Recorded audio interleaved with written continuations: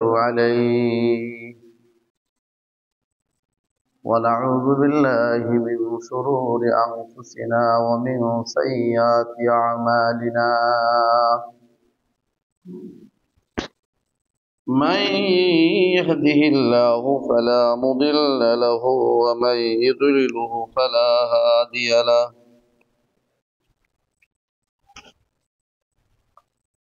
ونشهد أن لا إله إلا الله وحده لا شريك له ونشهد أن سيدنا وسندنا وحبيبنا وحبيب ربنا ومولانا وأولانا محمدا عبد الله ورسوله الذي أرسله الله سبحانه وتعالى بالحق بشيرا ونذيرا وداعيا إلى الله بإذنه سراجا وقمرا منيرا أما بعد فأعوذ بالله من الشيطان الرجيم بسم الله الرحمن الرحيم إن صلاتي ونسكي ومحياي ومماتي لله رب العالمين وقال رسول الله صلى الله تعالى عليه وسلم من بنى لله مسجدا بنى الله له بيتا في الجنة أو كما قال عليه الصلاة والسلام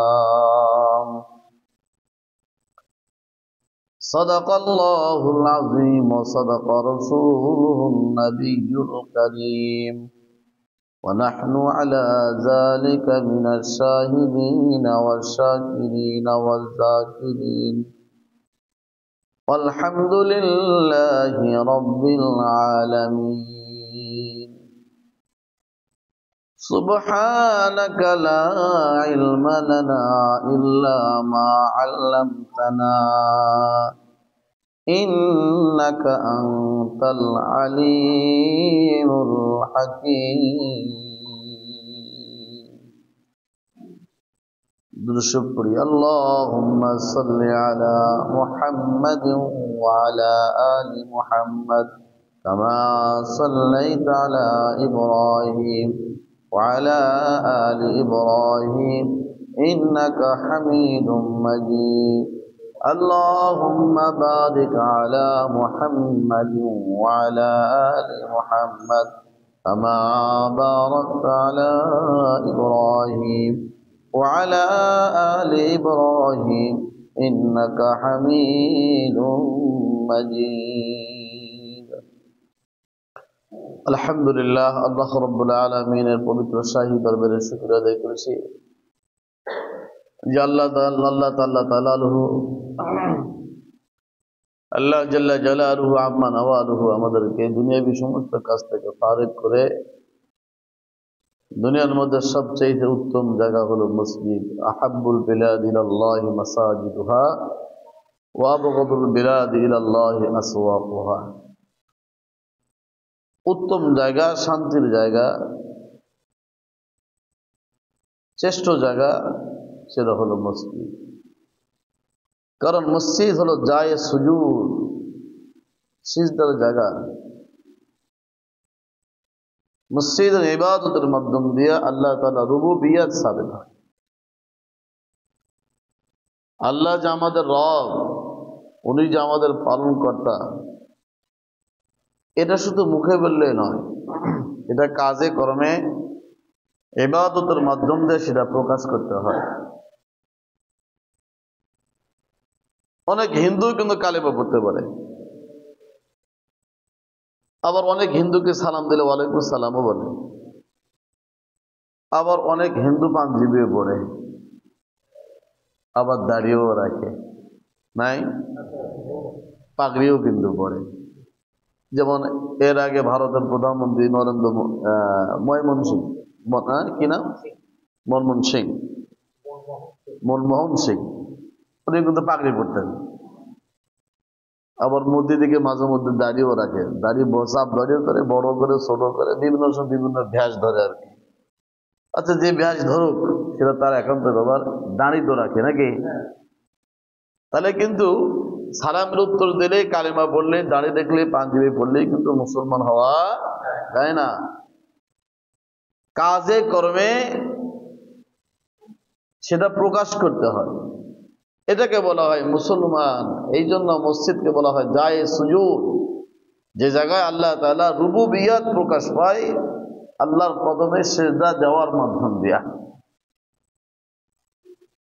এই জন্য মসজিদ হলো জায়ে সুজুদ। সিজদার মাধ্যম দিয়ে আল্লাহ তাআলা রুবুবিয়ত সাবিত হয়। শুধু কালিমা পড়লেই, দাড়ি রাখলে, পাঞ্জাবি পড়লেই, সালামের উত্তর দিলেই কিন্তু প্রকৃত মুসলমান হওয়া যায় না। যতক্ষণ না পর্যন্ত বান্দা আল্লাহর কদমে সিজদা না দেবে, তার অঙ্গ প্রত্যঙ্গের মাধ্যম দিয়ে আল্লাহর রুবুবিয়ত প্রকাশ না করবে, ততক্ষণ পর্যন্ত সে কখনো প্রকৃত ঈমানদার হতে পারবে না। এই জন্য আল্লাহর রাসূল বলেছেন, দুনিয়ার মধ্যে সবচাইতে উত্তম জায়গা হলো মসজিদ। বলেন তো, মসজিদেরা কার ঘর? নাকি সভাপতির ঘর এটা? না যে টাকা দান করে, না সেক্রেটারির? ইন্নাল মাসাজিদা লিল্লাহ, মসজিদ হলো আল্লাহর ঘর। অনেকে বলে আল্লাহর ঘর, এটা আবার কেমনে? আল্লাহর কি ঘর আছে নাকি? বলে আল্লাহর ঘর আছে, কিন্তু আল্লাহ সেখানে অবস্থান করে না, কারণ তার এখানে থাকার কোনো দরকার নাই। কিন্তু আল্লাহ বলছেন যে এটা আমারই ঘর।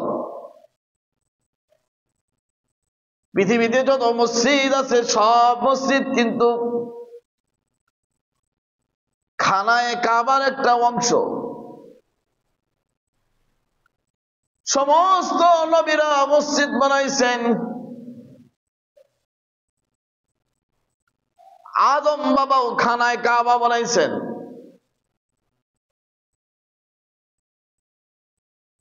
এরপরে শীশ আলাইহিস সালাতু সালাম উনিও কাবা নির্মাণ করেছেন। নূহ আলাইহিস সালাম উনিও কাবা নির্মাণ করেছেন। নূর প্লাবনে লম্বা ইতিহাস সংক্ষিপ্ত সময়ে বলার সুযোগ হবে না।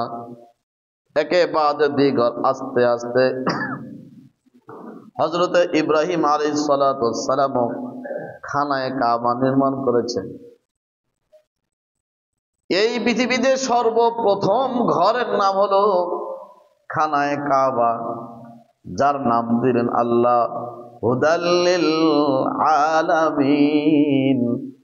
ইন্না আউওয়ালা বাইতিন উযিআ লিন-নাস লাল্লাযী বিবাক্কাতা মুবারাকান ওয়া হুদাল লিল আলামিন।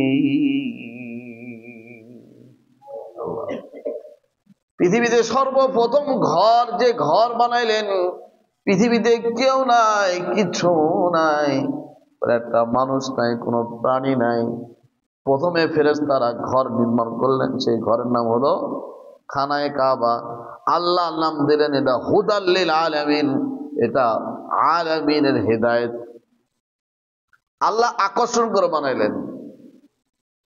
এই যারা হজে যায়, খানায়ে কাবা আল্লাহ এমন আকর্ষণ করে বানাইছেন, যে জীবনে নামাজ পড়ে নাই, রোজা রাখে নাই, হজ করে নাই, যাকাত দেয় নাই, প্রথমবার হজে গেছে, কিন্তু খানায়ে কাবা দেখার সাথে সাথে আল্লাহ তাআলা তার হৃদয়ের ভিতরে একটা কম্পন সৃষ্টি করে দেন। ওর মনের অজান্তেই কোন সময় যেন চোখের নিচ দিয়ে পানি এসে যায়, ও নিজেও বুঝতে পারে না। আর খানায় কাবা এমন করে আল্লাহ বানাইছেন যে 1000 বার কেন 1,00,000 বার দেখলেও কোনো হাজি এই কথা বলবে না থাক থাক থাক বহুতবার দেখছি আর দেখার শখ নাই, বরং একবার দেখে আসে আর দোয়া করে, আল্লাহ এই যে আসলাম, আল্লাহ তুমি আবার আসার তৌফিক দিও। এরকম 10 বার যায়, আবার বলে আল্লাহ 11 বারের জন্য আবার একটু নিয়ে এসো। 11 বার হলে আল্লাহ 12 বারের জন্য আবার একটু নিয়ে আসো। তার মানে জিন্দেগি ভর যদি ও খানায় কাবা দেখে ওর মনের তৃপ্তি হবে না, কারণ যে এটা আল্লাহ তাআলা বড় আকর্ষণ করা বানাইছেন। এই জন্য ঘরটার নাম দিয়েছেন হুদাল লিল আলামিন।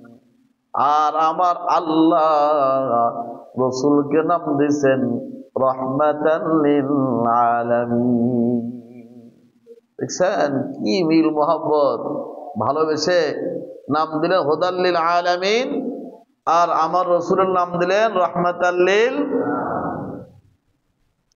जहां तक है रबूबियत खुदा की वहां तक है নবুয়ত মুস্তাফা কি। আল্লাহর রবুবিয়ত যেখানে যেখানে বুঝছে সে জায়গায় আমার নবী নবুয়ত শিখে দিয়েছে। এই জন্য খানায় কাবা আমার বাবা আমাদের পিতা ইব্রাহিম আলাইহিস সালাতু সালাম নির্মাণ করেছেন। সব নবীরা মসজিদ বানাইছেন, আমাদের নবীও মসজিদ বানাইছেন। বলেন তো সে মসজিদের নাম কি? মসজিদে নববী। মসজিদে নববী। আল্লাহ রাসূল বলেন কেউ যদি মসজিদে নববীতে 1 রাকাত নামাজ পড়ে, 2টা রাওয়ায় 1 রাকাত নামাজ পড়লে 50,000 রাকাতের সওয়াব তার আমলনামায় দিয়ে দিবেন। আর এক হাদিসের মধ্যে আছে কেউ যদি 1 রাকাত নামাজ পড়ে আল্লাহ তাআলা তার আমলনামায় 1000 রাকাতের সওয়াব দান করবেন। তাহলে রমজানের মধ্যে 70 গুণ, তাহলে 1000 এ 70 দিয়ে গুণ দিলে 7 লাখ। অর্থাৎ কেউ যদি 1 রাকাত নামাজ পড়ে 7 লক্ষ রাকাতের সওয়াব তার আমলনামায় দিবেন। আর যদি 50,000 হয় তার হিসাব করে বাজা কত হয়। আর কেউ যদি মসজিদে হারামে কেউ যদি 1 রাকাত নামাজ পড়ে, আল্লাহ রাসূল বলেন তার আমলনামায় 1 লক্ষ রাকাতের সওয়াব তার আমলনামায় দান করবেন। 1 রাকাত পড়লে 1 লক্ষ রাকাতের সওয়াব। আপনি জিন্দেগিতে কি 1 লক্ষ রাকাত নামাজ পড়তে পারবেন? নফল নামাজ আপনার যদি টাকা দেও, যদি বলি আপনি 20,000 টাকা দেবো আজকে এই কয়েকদিন খালি নামাজই পড়বেন, আর বিরক্ত হবে। কিন্তু 1 রাকাত নামাজ পড়লে আল্লাহ তাআলা 1 লক্ষ রাকাতের সওয়াব দান। আদম বাবা খানায় কাবা বানাইলেন, সঙ্গে ছিল হযরত ইসমাঈল আলাইহিস সালাতু ওয়াস সালাম। আবার ওই ইব্রাহিম আলাইহিস সালাতু ওয়াস সালাম আরেকটা মসজিদ বানাইছেন, যেই মসজিদের নাম হলো বাইতুল আকসা। নমরুদের আগুনের কুণ্ড থেকে যখন বাইর হইলেন, আল্লাহ তাআলা হিজরতের অর্ডার দিলেন। আল্লাহ ইব্রাহিমকে ডাক দিয়ে বলতেছেন, ও গো খলিল, যে জায়গার মানুষ তোমার কথা শোনে না, আল্লাহর ডাকে সাড়া দেয় না, সেখানে তোমার থাকার দরকার নেই। তুমি এমন জায়গায় যাও যে জায়গার মাটিও ভালো, যে জায়গার মানুষরাও অনেক ভালো। যাও ফিলিস্তিন যাও, গিয়ে বাইতুল আকসা মসজিদে আকসা আবাদ করো। এই জন্য ফিলিস্তিনে যারা শহীদ হইতেছে, আল্লাহ বলেছেন ওই জায়গার মাটিও ভালো, ওই জায়গার মানুষও ভালো। সেই জন্যই তো আল্লাহ রাব্বুল আলামিন যখন আল্লাহ রসুলকে কাছে ডাকেন ইসরার সময়, খানায় কাবা থেকে, হাতিমে কাবা থেকে আল্লাহ রসুলকে মসজিদুল আকসায় নিয়ে আসেন। সুবহানাল্লাযী আসরা বিআবদিহি লাইলাম মিনাল মাসজিদিল হারাম ইলাল মাসজিদিল আকসা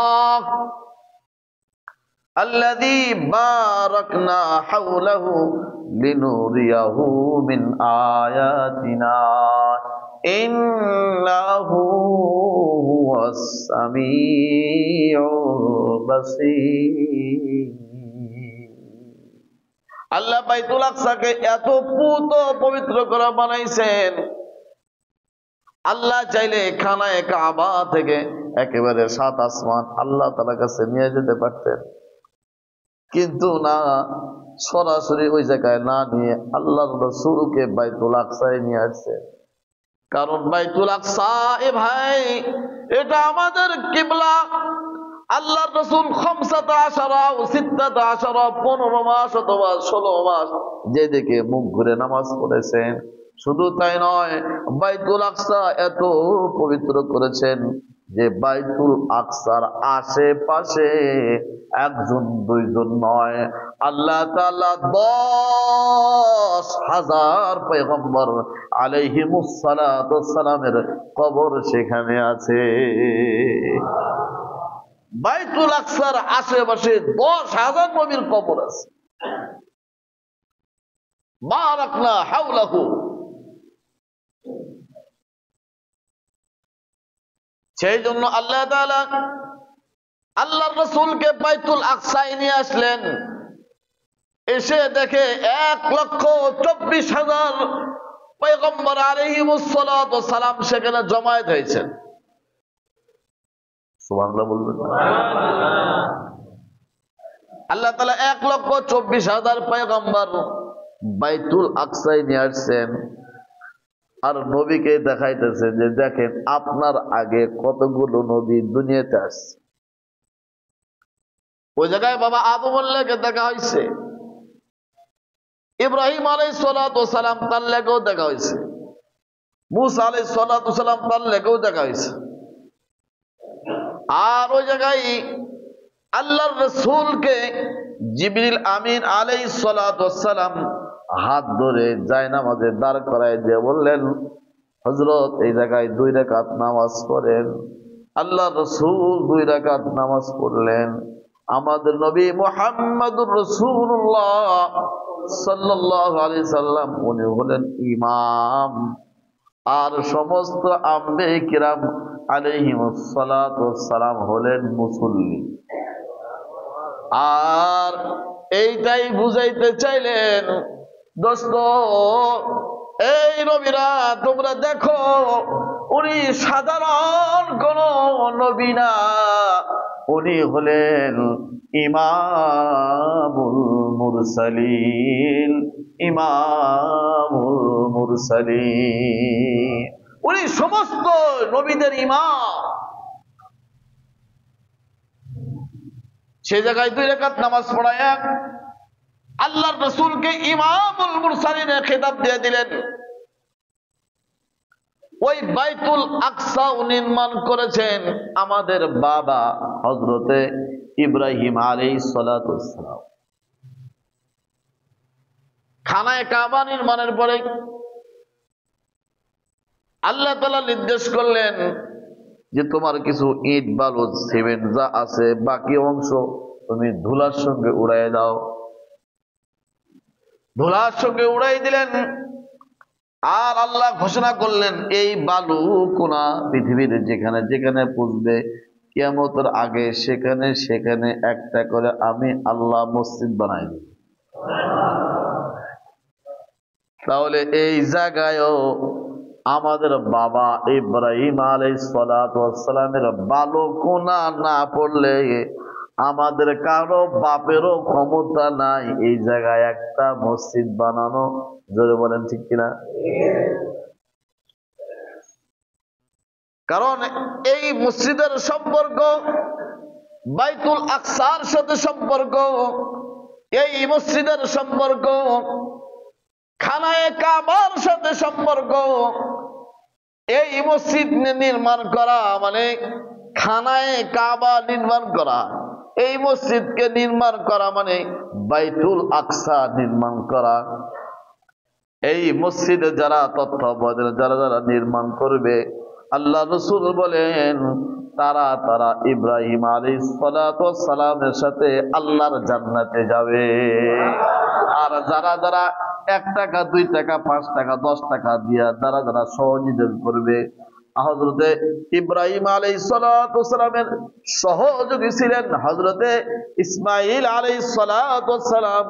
আর যারা যারা টাকা দিয়ে সহযোগিতা করবে এরা হলো ইব্রাহিম হযরতে ইসমাঈল আলাইহিস সালাতু ওয়াস সালামের তারা সহযোগী। অর্থাৎ ইসমাঈল আলাইহিস সালাতু ওয়াস সালামের সহযোগী যারা হবে তারা ওই ইসমাঈল আলাইহিস সালাতু ওয়াস সালামের সাথে সাথে তারা আল্লাহর জান্নাতে যাবে। এই জন্য আমি মাঝে মধ্যে বলি যে এই জায়গায় গত জুমায় না এর আগে মসজিদের জন্য কিছু টাকা চাইলাম, আল্লাহু আকবার, চাইতে দেরি দিতে দেরি হলো না। গত পরশুদিন একটা মাহফিল করলাম, আমি বলে আসছি যে আমি আপনাদের প্রশংসা আমি যেখানে যাই করবো ইনশাআল্লাহ। সেটা হলো এতগুলো মানুষের মাঝে মাহফিল করলাম, মোটামুটি অনেকক্ষণ চাওয়ার পরে 2000 টাকা কালেকশন হয়েছে। কত হয়েছে? আর আমার মসজিদ থেকে আমি কালেকশন করেছি 40,000 টাকা।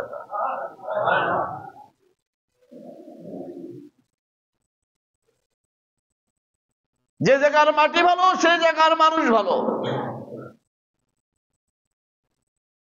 ফিলিস্তিনের মাটি ভালো, এই জন্য ফিলিস্তিনের মানুষ ভালো। আর তারা বাইতুল আকসার পবিত্রতার জন্য, বাইতুল আকসাকে বুকের সাথে ধরে রাখার জন্য নিজের জীবনটাও দিতে তারা দ্বিধাবোধ করে না।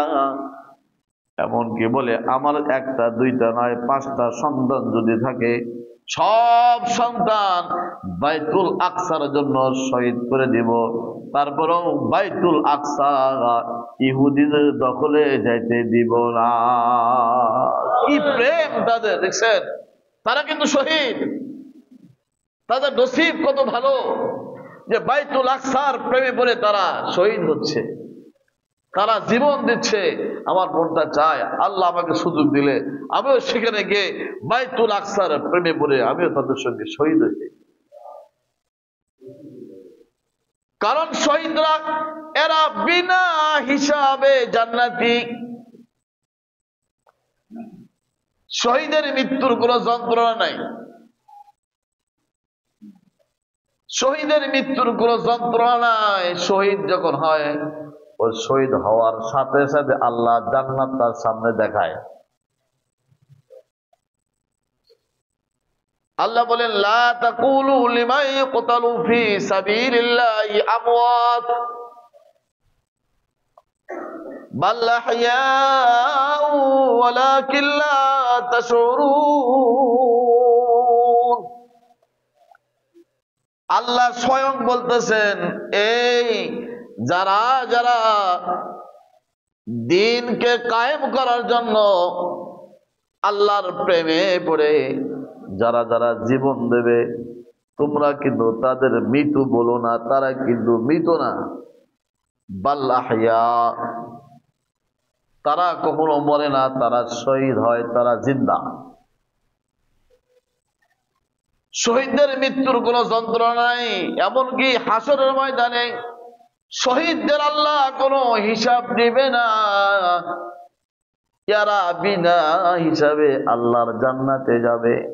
ওই জন্য ফিলিস্তিনের মাটি ভালো, ফিলিস্তিনের মানুষও ভালো। কিছুদিন আগে এক শিশু বাচ্চা কয়েকদিন অনাহারে একটা রুটি খাওয়ার জন্য দিছে, সাংবাদিক ছবি তুলতেছে আর হাতটা বাড়াইছে, আমাকে দাও।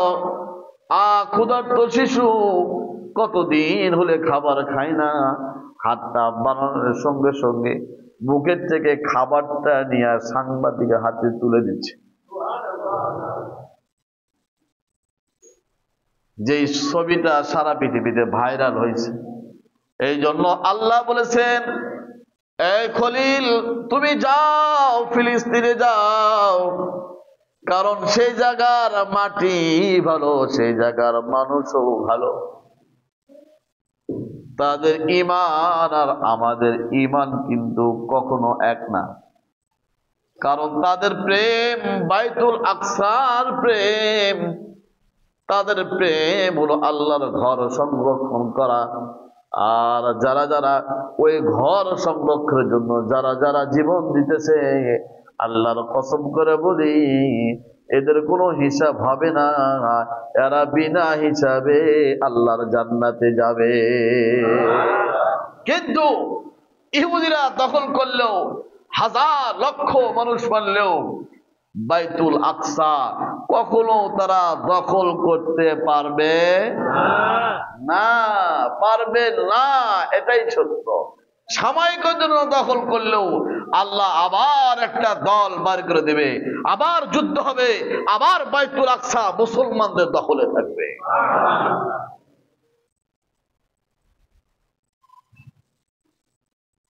আল্লাহ রাসূল একটা হাদিসের মধ্যে বলেন, গজওয়াতুল হিন্দ, ইহুদিরা যখন মসজিদ দখল করবে, বাইতুল আকসা দখল করবে, যেমন বাবরি মসজিদ হিন্দুরা দখল করে সেখানে গির্জা বানাইছে,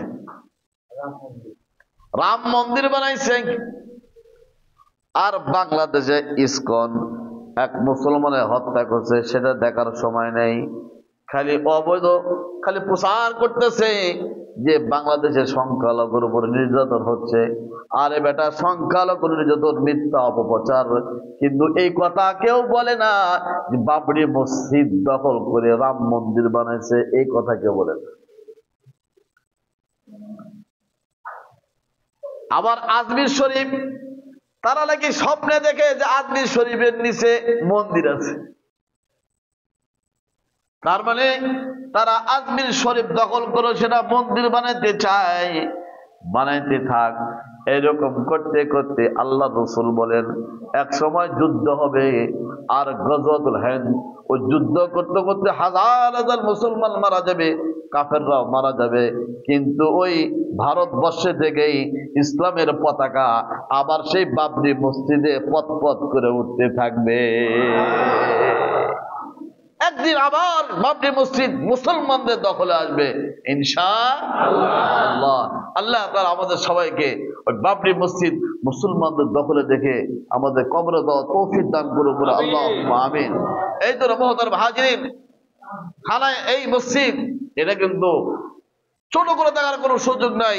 এটাও মসজিদ আকসার একটা অংশ, এটাও খানায়ে কাবার একটা অংশ, এটা মসজিদ হারামের একটা অংশ। এই জন্য দুনিয়ার মধ্যে সবচেয়ে উত্তম জায়গা হলো মসজিদ। এই জন্য আপনাদের কাছে বারবার সহযোগিতার হাত বাড়াই, আপনারা সারা দিবেন তো ইনশাআল্লাহ? দিবেন তো ইনশাআল্লাহ?